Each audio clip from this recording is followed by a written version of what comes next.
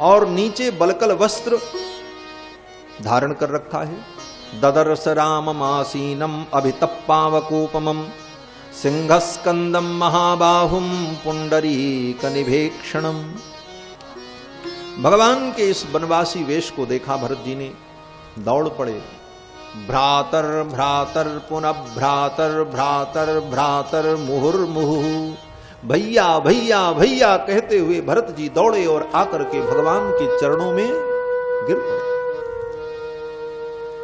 भूतल परेव लकुट की नाई, जैसे डंडे को छोड़ दिया जाए तो सीधे गिर पड़ता है, उसी प्रकार भगवान के चरणों में भरत जी गिर पड़े। पादाव प्राप्य रामस्य पपात भरतो रुदन, पपात गिर पड़े रोते हुए, लेकिन भगवान ने गिरने नहीं दिया। भगवान हर क्षण अपने भक्तों की साज संहार करते। भरत जी ज्यों ही गिरे तब तक भगवान श्री राम ने भरत को पकड़ लिया और उठा करके हृदय से लगा लिया। हृदय से लगा करके अपने अश्रुओं से भरत का सिंचन किया है। हृदय से लगा करके भरत जी महाराज के कंधे पर अपने सिर को रख करके भगवान श्री राम रुदन कर रहे हैं और भगवान के आंसुओं से भरत की पूरी पीठ सिक्त हो गई, भीग गई। मानो भरत के हृदय के ताप को दूर करने के लिए भगवान ने अपने नेत्र के जल से अभिषेक किया है भरत का। महर्षि वाल्मीकि कहते हैं कि शत्रुघ्नश्चापि रामस्य बवंदे चरणौ रुदन। शत्रुघ्न जी ने भी रोते हुए भगवान के चरणों में वंदन किया। शत्रुघ्न को भी हृदय से उठा करके भगवान ने लगा लिया। तावुभौ च समालिंग्य, दोनों को कस करके हृदय से लगा लिया भगवान श्री राम ने। और फिर भरत जी को भगवान ने अपनी गोद में बैठा लिया, जैसे कोई अपने बच्चे को अपने गोद में बैठाता। भगवान की अवस्था कितनी है? बोले 25 वर्ष की अवस्था भगवान श्री राम की है इस समय, जब चित्रकूट में भगवान विराजे हैं। और भरत जी की भी उतनी अवस्था है। 25 वर्ष का व्यक्ति 25 वर्ष के व्यक्ति को अपनी गोद में बैठावे तो कितना असहज होगा। लेकिन राम जी ने पुत्र के समान, बालक के समान भरत को अपनी गोद में बैठा लिया। भ्रातरम भरतम रामः परिजग्राह पाणिना, अंके भरतमारोप्य पर्यपृच्छत सादरम। अंक में अपने गोद में बैठा करके आदर पूर्वक पूछने लगे। बोले देखो, गोद में जो बैठता है वो तो स्नेह का पात्र होता है, और जो श्रेष्ठ होता है वो आदर का पात्र होता है। भरत जी को गोद में बैठाया और पूछते किस प्रकार हैं राम जी? बोले आदर पूर्वक। बोले ये विरोधाभास क्यों है? बोले विरोधाभास इसलिए है कि भरत जी छोटे भाई हैं, इसलिए पुत्र तुल्य हैं, इसलिए गोद में बैठा करके स्नेह दिया है, और अयोध्या के युवराज हैं इसलिए आदर दिया है। महाराज ने इनको युवराज पद दिया है, इसलिए आदर पूर्वक पूछ रहे हैं राम जी। अंके भरतमारोप्य पर्यपृच्छत सादरम। और राम जी पूछने लगे। भरत जी को बोलने का मौका ही नहीं दिया राम। कितना पूछा है महाराज, अयोध्या का राज्य कैसा है, गुरुदेव कैसे हैं, माताएं कैसी हैं, पिताजी कैसे हैं, मंत्रियों का क्या समाचार है, समय से मंत्रियों को वेतन मिलता है कि नहीं मिलता है, राज्य के जितने कर्मचारी हैं उनको समय से वेतन का भुगतान होता है कि नहीं होता, ये सब पूछा है राम जी ने वाल्मीकि राम। अगर किसी सेवक से, किसी राज्य कर्मचारी से अतिरिक्त सेवा ली जाती है तो उसको अतिरिक्त धन दिया जाता है कि नहीं दिया जाता है, उसकी सेवा के अनुकूल उसको वृत्ति मिलती है कि नहीं मिलती। तुम्हारे जो गुप्तचर हैं वो गुप्तचर समय पर सही सूचना देते हैं कि नहीं देते, ये सब राम जी ने भरत से पूछा है। और इस पूछने के प्रसंग में पूरी राजनीति का, राजधर्म का भरत जी को राम जी ने उपदेश दिया है। सब पूछ करके जब राम जी अंतिम बात पूछते हैं, भरत ये बताओ पिताजी के रहते कौन सी ऐसी परिस्थिति आ गई कि तुम्हें वन में आना पड़ा? क्या कारण पड़ा? पिताजी के रहते ये सेना लेकर के, सबको लेकर के तुम्हें यहां आने की क्या आवश्यकता पड़ी? तब भरत जी ने रोते हुए कहा कि पिताजी का तो इस प्रकार से निधन हो गया। पिता के मरण का समाचार सुनते ही भगवान श्री राम विलाप करने लगे और रोते हुए भगवान श्री राम कहते हैं कि यो मृतो मम शोकेन स मया न च संस्कृतः। मैं कितना अभागा हूं कि जिस मेरे पिता ने मेरे शोक में अपने प्राणों का त्याग कर दिया, ऐसे पिता का मैं अंतिम संस्कार भी नहीं कर सका। न मया न च संस्कृतः, ऐसे पिता को मेरे द्वारा अग्नि भी नहीं प्राप्त हो सकी, ऐसे पिता की मैं सेवा भी नहीं कर सका। मुझसे बड़ा अभागा कौन होगा? इतना कहते हुए भगवान श्री राम सीता को पकड़ करके रोने लगे। सीते मृतस्ते ससुरः, अरे सीते तेरे ससुर मर गए, अब तुझे बहू कहने वाला इस दुनिया में कोई नहीं। लक्ष्मण को पकड़ करके भगवान रोने लगे। पितृहीनोसि लक्ष्मण, हे लक्ष्मण अब तू पिता से हीन हो गया, अब तेरे पिता नहीं रहे। कभी भरत को पकड़ करके रोते, कभी लक्ष्मण को पकड़ करके रोते। भरतो दुःखमाचष्टे स्वर्गतिम पृथ्वीपते। बहुत देर तक रोने के बाद किसी प्रकार भगवान राम शांत हुए। फिर भगवान श्री राम ने कहा, लक्ष्मण मुझे मंदाकिनी के तट पर ले चलो, मैं अपने पूज्य पिता को पिंडदान करूंगा, जलदान करूंगा। लक्ष्मण जी और भरत जी भगवान श्री राम को पकड़ करके मंदाकिनी के तट पर ले गए। भगवान राम ने अपने पिता को पिंडदान किया, तर्पण किया है। पिंडदान करते हुए कंदमूल फल लेकर के जब पिंडदान करने लगे तो भगवान श्री राम ने कहा, हे पिता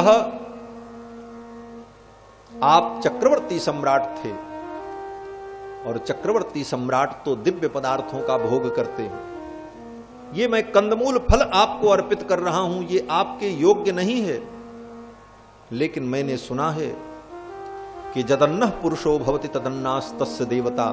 जो व्यक्ति जैसा होता है उसके देवता भी वैसे होते हैं। आज मैं फलाहार कर रहा हूं, मैं वनवासी हूं और आप मेरे दैवत हैं, इसलिए मैं आपको ये फल अर्पित कर रहा हूं, क्योंकि मैं भी यही खा रहा हूं। जो व्यक्ति स्वयं ग्रहण करता है उसके देवता भी उसी पदार्थ को ग्रहण करते हैं। ऐसा कह करके भगवान ने अपने पिता को पिंडदान किया।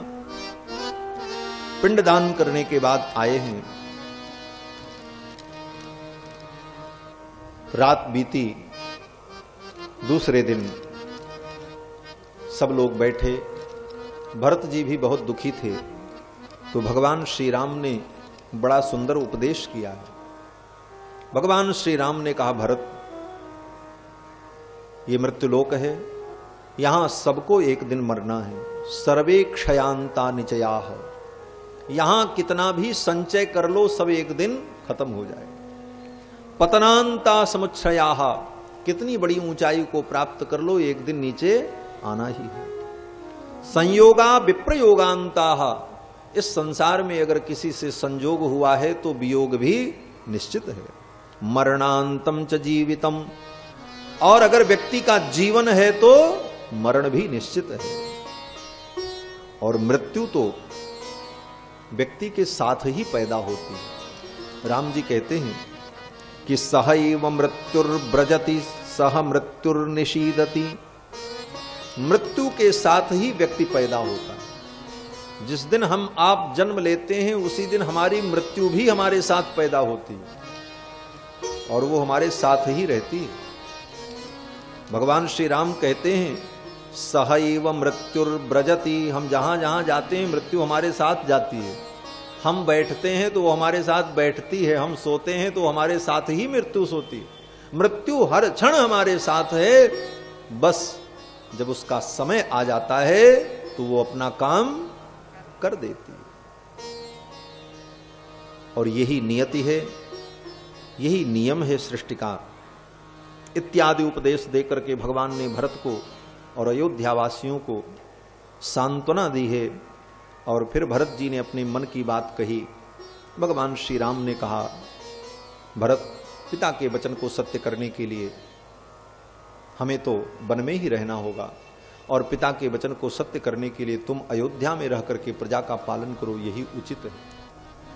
उसी समय अयोध्या के एक मंत्री जिनका नाम था जाबाली, ये जाबाली मुनि हैं, ये राम जी के दरबार में, श्री दशरथ जी के दरबार में धर्म का उपदेश करते थे।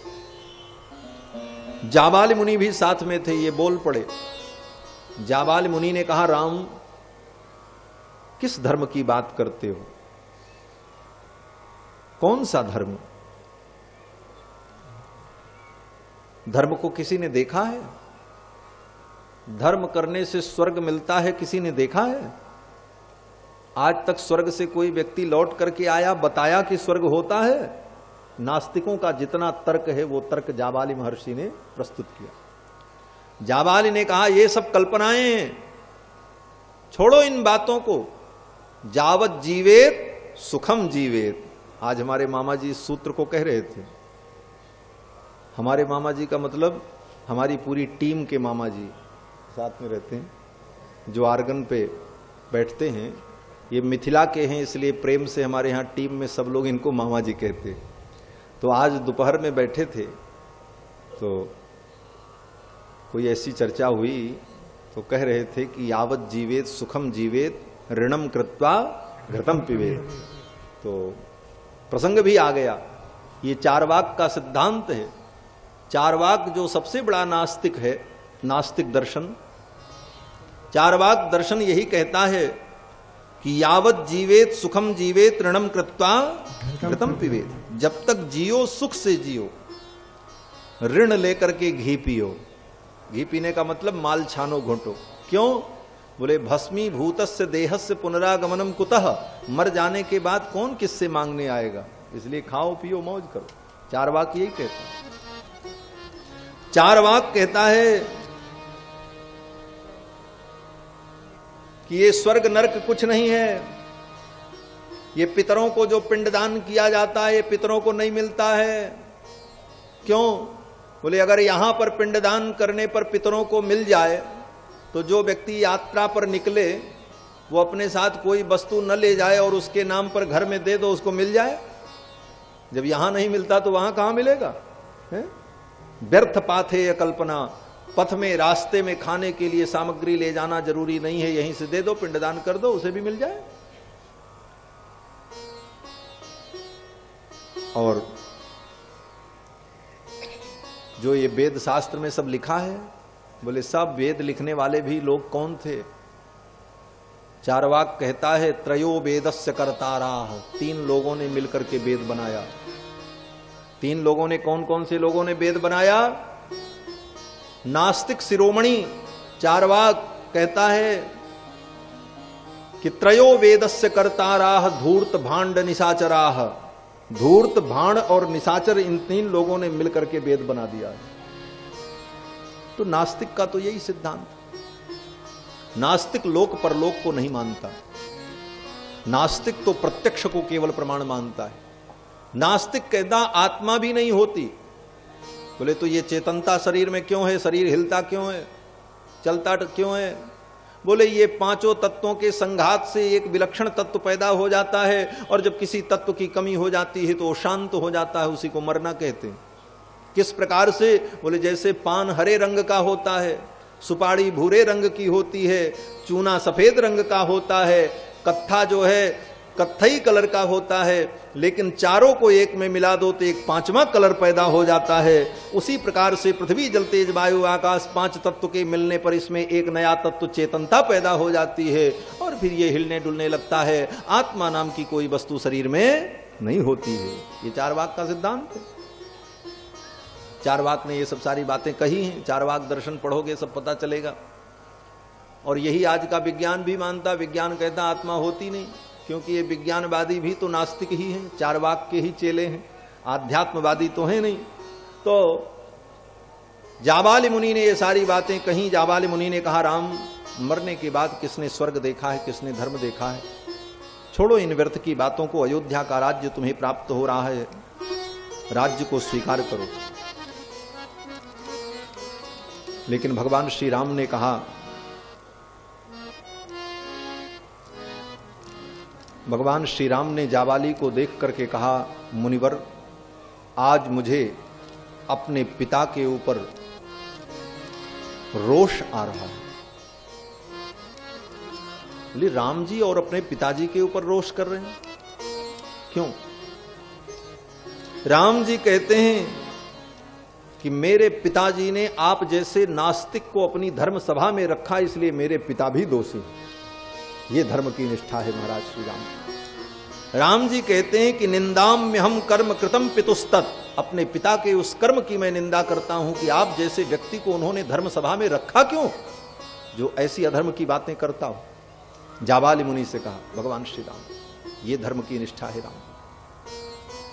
और फिर राम जी ने जाबाली मुनि के नास्तिक सिद्धांत का खंडन किया। अंत में जाबाली मुनि ने कहा, राम, न नास्तिकानां वचनम ब्रवीम्यहम न नास्तिकोहम न च नास्ति किंचन। हे राम, मैं भी नास्तिक नहीं हूं, मैं भी धर्म के तत्व को जानता हूं, लेकिन मैंने तो इसलिए कहा कि शायद मेरी बात को मान करके तुम अयोध्या लौट जाओ। वास्तव में जाबाली मुनि नास्तिक नहीं है, जाबाली मुनि परम धर्मात्मा है। जाबाली मुनि कहते हैं, न नास्तिकानां वचनम ब्रवीम्यहम न नास्तिकोहम न च नास्ति किंचन समीक्ष कालम पुनरास्तिको भवम भवेय काले पुनरेव नास्तिकः प्रसादनार्थम च मयैदीतम। आपकी प्रसन्नता के लिए, आपके सुख के लिए मैंने ऐसा कहा है। फिर तो भगवान श्री राम ने कहा, मुनिवर, धर्म क्या कहता है? जाबाली मुनि ने कहा, हे राम, तुम जो कहते हो वही धर्म है। वशिष्ठ जी ने भी अनुमोदन किया। अंत में श्री भरत जी महाराज ने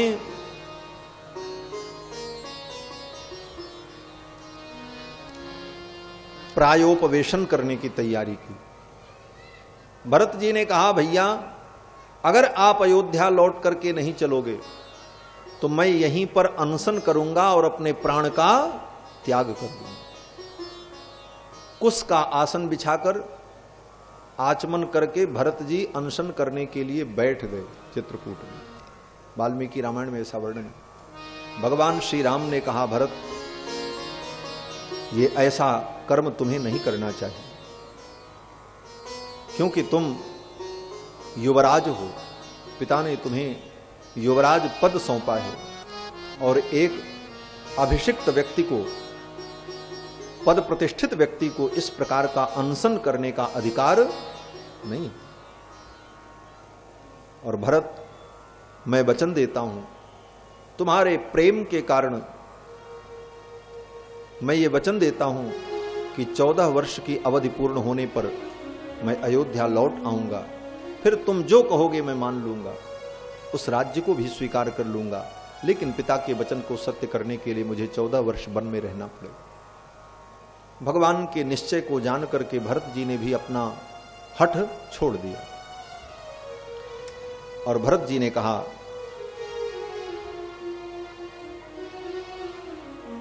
कि भैया, आपके वचन को मान करके मैं अयोध्या चला जाऊंगा, लेकिन कोई आश्रय तो हो।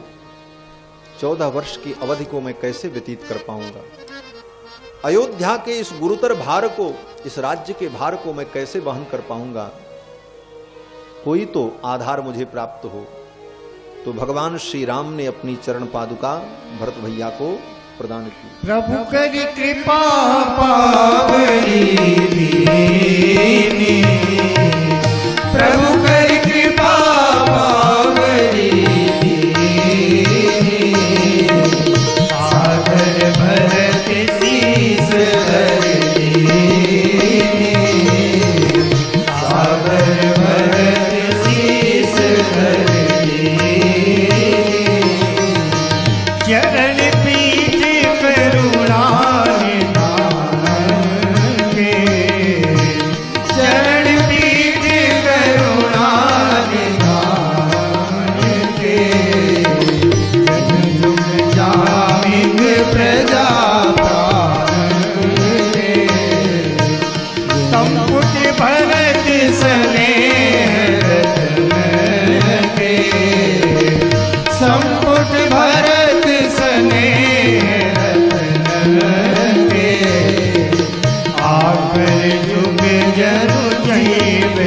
जतन गे, आखर जुग जनु जीव जतन गे। कुल कपाट करे कुशल कर्म गे, कुल कपाट करे कुशल कर्म गे। विमल नयन सेवा सुधर्म गे, विमल नयन सेवा सुधर्म गे। भरत मुदित अवलंब रहे थे, भरत मुदित अवलंब रहे थे। अस सुख जस सिय राम रहे थे, अस सुख जस सिय राम रहे थे। भगवान ने अपनी पादुका प्रदान की, प्रभु करी कृपा पांवरी दीनी। और भगवान ने कहा कि एते ही सर्वलोकस्य योगक्षेमं विधास्यतः, ये मेरी पादुकाएं ही संपूर्ण लोक के योग और क्षेम का विधान करेंगी। अर्थात जो विधान मैं करता हूं वही विधान मेरी पादुकाएं भी करेंगी। भगवान कौन सा विधान करते हैं? योग क्षेम का ही तो विधान करते हैं। अनन्यास चिंतयन्तो माम ये जना पर्युपासते तेषाम नित्याभियुक्तानाम योगक्षेमम वहाम्यहम्। और वही कार्य भगवान की पादुकाएं भी करेंगी। भगवान कहते हैं कि एते ही सर्वलोकस्य योगक्षेमं विधास्यतः, ले जाओ इन पादुकाओं को। ये पादुकाएं ही अयोध्या के योग और क्षेम का निर्वाह करेंगी। भरत जी महाराज ने उन पादुकाओं को अपने सिर पर धारण किया। भरत मुदित अवलंब लहे थे, अस सुख जस सिय राम रहे थे। भरत जी को अवलंब मिल गया और भरत जी को यही अनुभव हुआ कि जैसे श्री सीता रामचंद्र जी मुझे प्राप्त हुए।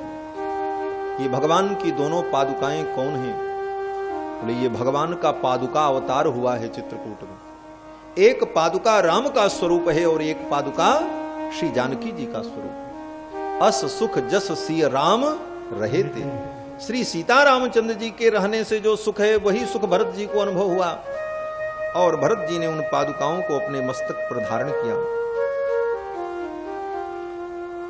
पादुका को लेकर के श्री भरत जी महाराज अयोध्या के लिए चल पड़े हैं। सेवकों ने उन पादुकाओं के ऊपर छत्र लगाया है, ब्राह्मणों ने मंत्र पाठ किया है और आदर पूर्वक पादुका को अपने सिर पर धारण करके भरत जी महाराज अयोध्या के लिए चल पड़े।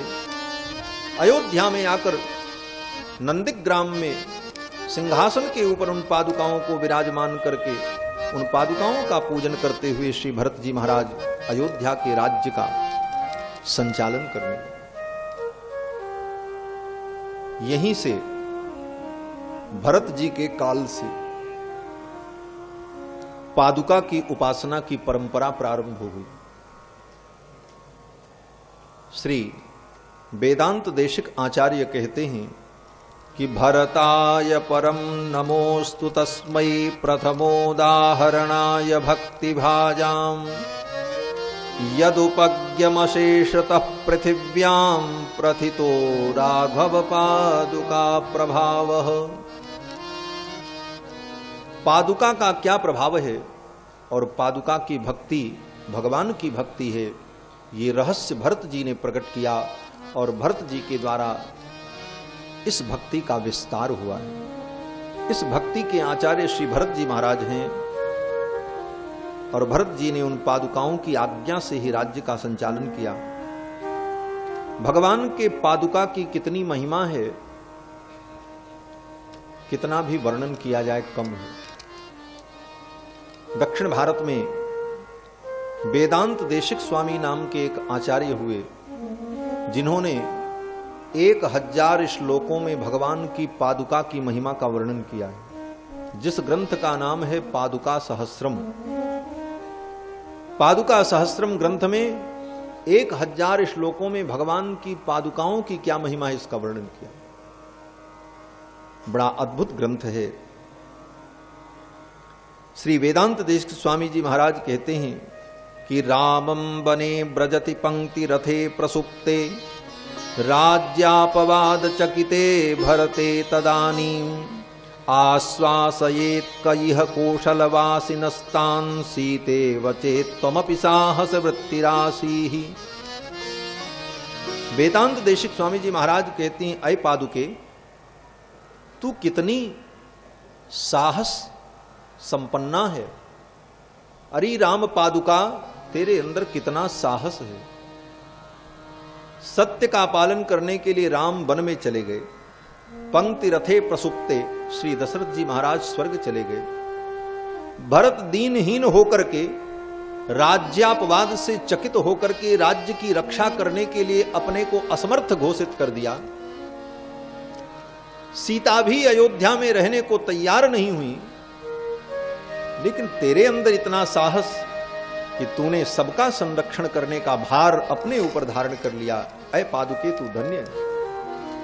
कल्पना है कवि की, वेदांत देशिक स्वामी का भाव है कि आश्वासयेत् कयिह कौशलवासिनस्तान्, उन अयोध्या वासियों को कौन आश्वस्त करता, कौन उन्हें सांत्वना देता अगर तू न होती। अरे पादुके, तूने कितना बड़ा त्याग किया है। जिन भगवान राम के चरणों को प्राप्त करने के लिए बड़े बड़े योगी अमलात्मा तरसते हैं, ऐसे चरणों को प्राप्त करने के बाद भी तूने अयोध्या वासियों के लिए उन चरणों को छोड़ दिया और तू अयोध्या चली आई। तेरा त्याग तो सर्वोत्कृष्ट त्याग है। ऐसे ऐसे अद्भुत भावों का चिंतन करते हुए भगवान की पादुकाओं की महिमा का 1000 श्लोकों में वेदांत देशिक आचार्य ने वर्णन किया है। उस ग्रंथ का नाम है पादुका सहस्त्रम। श्री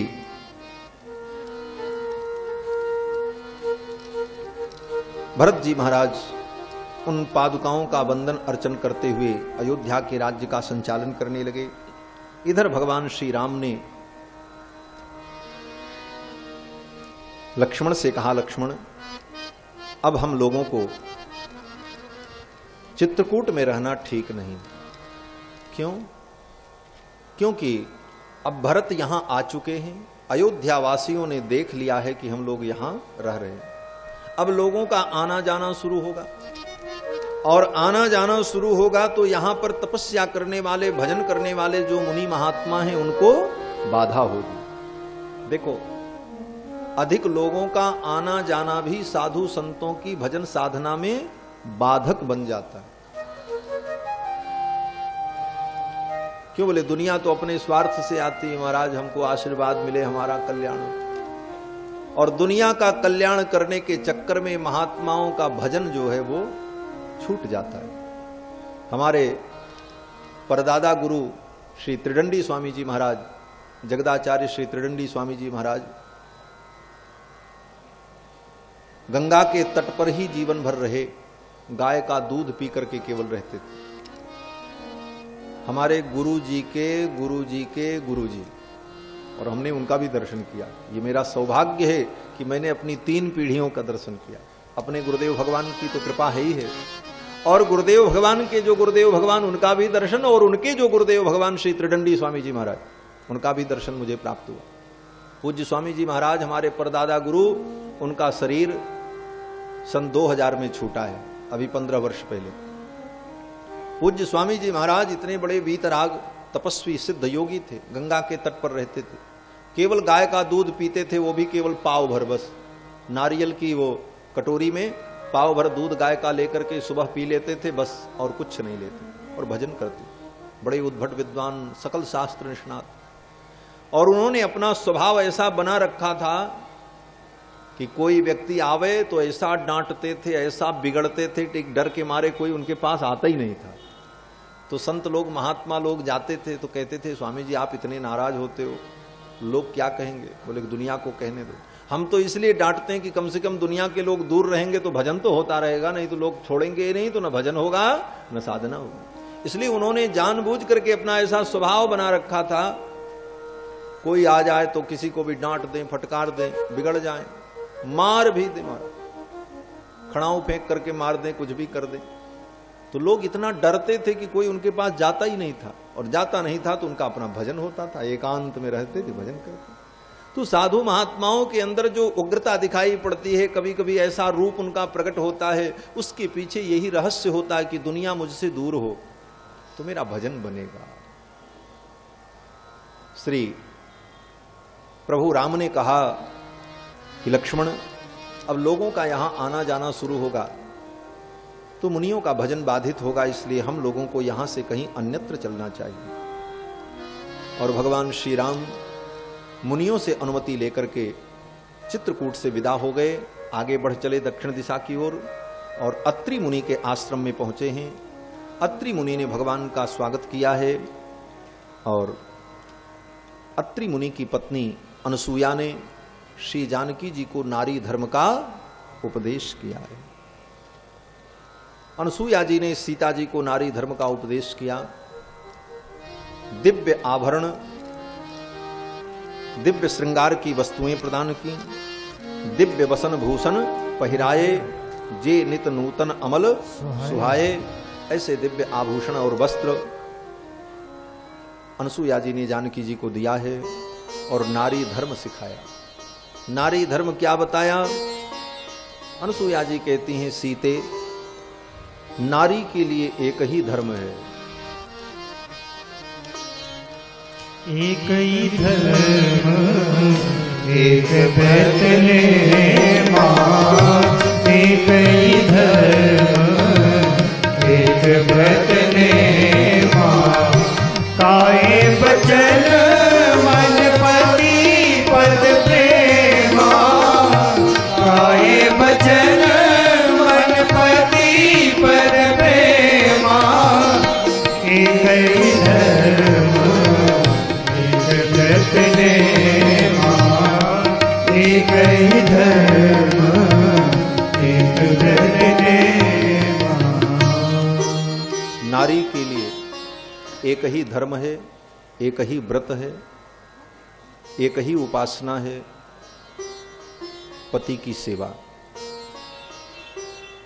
और पति के न रहने पर पति का स्मरण करते हुए त्याग और तप पूर्वक जीवन को व्यतीत करना। जीवन धारण करने के लिए ही आवश्यक वस्तुओं का उपयोग करना और पति का स्मरण करते हुए जीवन को धारण करना, यही नारी का परम धर्म है। और इस धर्म से स्त्री को परम गति की प्राप्ति हो जाती, जिसे मोक्ष कहते हैं। बिनु श्रम नारी परम गति लहई। बिना परिश्रम के नारी को मोक्ष और वैकुंठ मिल जाता है, केवल इतने मात्र से कि वो पातिव्रत धर्म में निरत हो। और पति की सेवा छोड़कर पातिव्रत धर्म का पालन न करके सन्यासिनी बनकर के और योगिनी बनकर के अगर घूमती है तो उसका कल्याण नहीं होगा। नारी को सन्यास लेने का विधान नहीं है हमारे यहां शास्त्र में। नारी का तो यही धर्म है कि जब तक वो कन्या हो वो पिता के संरक्षण में रहे, विवाह होने पर पति के संरक्षण में, और वृद्धावस्था में पुत्रों के संरक्षण में रह करके ईश्वर का स्मरण करते हुए वो जीवन व्यतीत करे, अथवा अपने जो श्रेष्ठ जन हो उनके आश्रय में रहकर अपनी मर्यादा में रह करके वो अपने धर्म का पालन करते हुए जीवन व्यतीत करे। इतने मात्र से उसे भगवान की प्राप्ति हो जाए। और भगवान को प्राप्त करने के लिए घर छोड़ करके गेरुआ कपड़ा पहन करके सन्यासी बन करके घूमने चले, बोले ऐसी नारी को भगवान भी नहीं मिलती। ये नारी धर्म ही नहीं है हमारे यहाँ शास्त्र में। 18 पुराण पढ़ लो, वाल्मीकि पढ़ लो, सकल शास्त्र को आप पढ़ लो, कहीं भी नारी के लिए सन्यास का वर्णन हमारे यहाँ शास्त्र में नहीं। नारी का धर्म, जिस धर्म का पालन सीता ने किया, सावित्री ने किया, जिस धर्म का पालन अनसुया ने किया, पार्वती ने किया, वही नारी का धर्म समस्त नारियों के लिए अनुकरणीय धर्म है। उसी धर्म के मार्ग पर चल करके नारियों को परम गति की प्राप्ति होती है। बिनु श्रम नारी परम गति लहई, पतिव्रत धर्म छाड़ी छल गहई। छल को छोड़कर, कपट को छोड़कर के पातिव्रत धर्म का पालन करें। इस धर्म का उपदेश अनुसूया ने जानकी जी को दिया है। और फिर भगवान अत्रि मुनि के आश्रम से भी विदा होकर के आगे पधारेंगे। अब आगे भगवान पधारेंगे कहां? बोले दंडकारण्य में। दंडकारण्य में भगवान का प्रवेश होगा और यहीं से कथा भवानी का भी अरण्य कांड में प्रवेश होगा। अरण्य कांड की कथा यहीं से प्रारंभ होगी।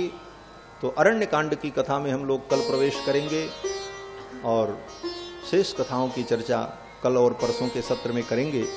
आज के सत्र का यहीं पर हम लोग विराम करते हैं। यहाँ पर अयोध्या कांड की कथा पूर्णता को प्राप्त होती है। भगवान श्री राम के चरणों में प्रणति निवेदन करते हुए कथा को विराम। आइए भगवान नाम संकीर्तन कर लेते हैं, फिर रामायण जी की आरती। रघुनाथ सवरिया प्यारे, रघुनाथ सवरिया प्यारे, रघुनाथ सवरिया प्यारे, रघुनाथ सवरिया प्यारे।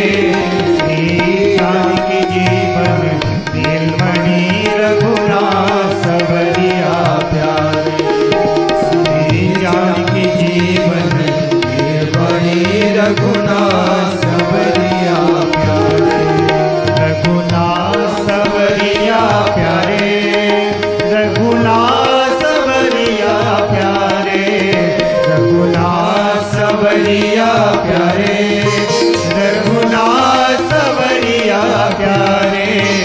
श्री जानकी जीवन निर्मणि रघुनाथ सवरिया प्यारे, श्री जानकी जीवन निर्मणि रघुनाथ सवरिया प्यारे, श्री जानकी जीवन निर्मणि रघुनाथ सवरिया प्यारे, रघुनाथ सवरिया प्यारे, रघुनाथ सवरिया प्यारे, रघुनाथ सवरिया प्यारे, रघुनाथ सवरिया प्यारे। श्री जानकी जीवन निर्मणि रघुनाथ सवरिया प्यारे, श्री जानकी जीवन निर्मणि रघुनाथ सवरिया प्यारे, श्री जानकी जीवन निर्मणि रघुनाथ सवरिया प्यारे, रघुनाथ सवरिया प्यारे, रघुनाथ सवरिया प्यारे, रघुनाथ सवरिया प्यारे, रघुनाथ सवरिया प्यारे।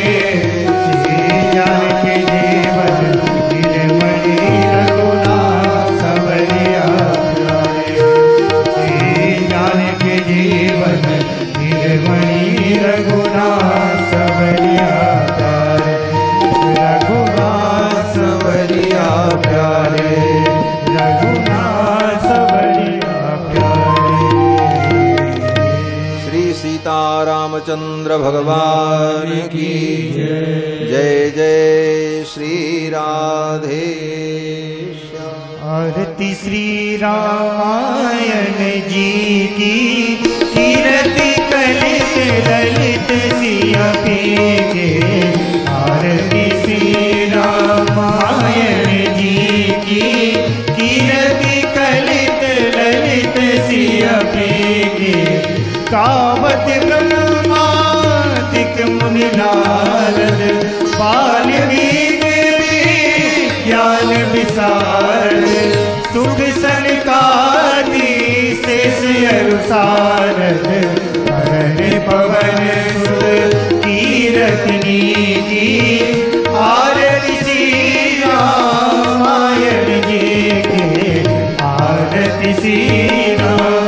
गावत पुराणे अष्टदश, छहु शास्त्र सब ग्रंथन को रस। मुनि जन धन संतन को सर्वस, सारे हंस सम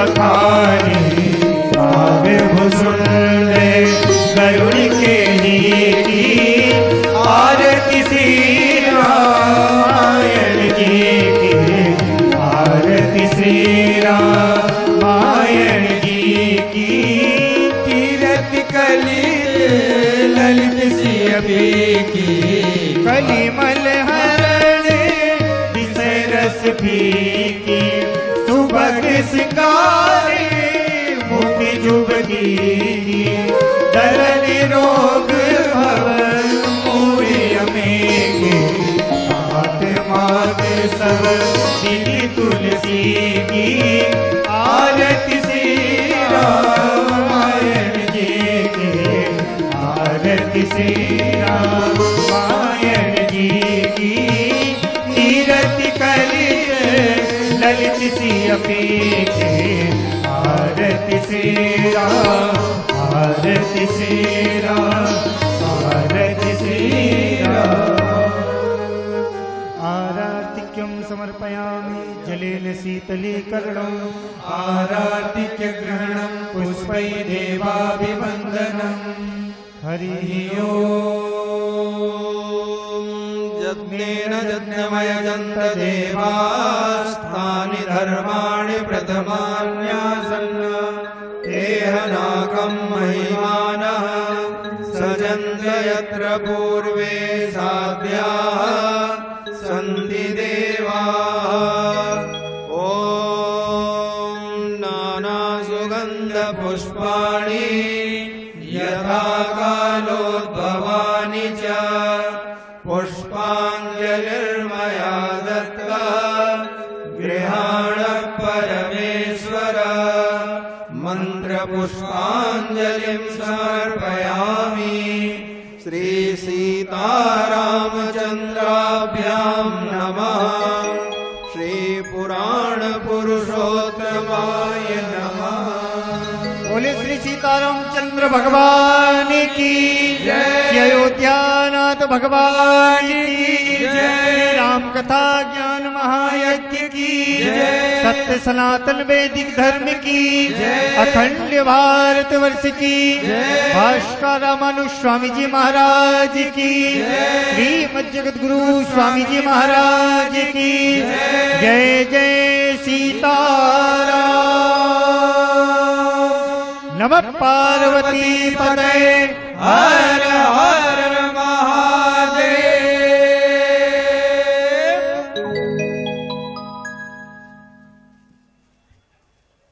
विश्व मिशन चैरिटेबल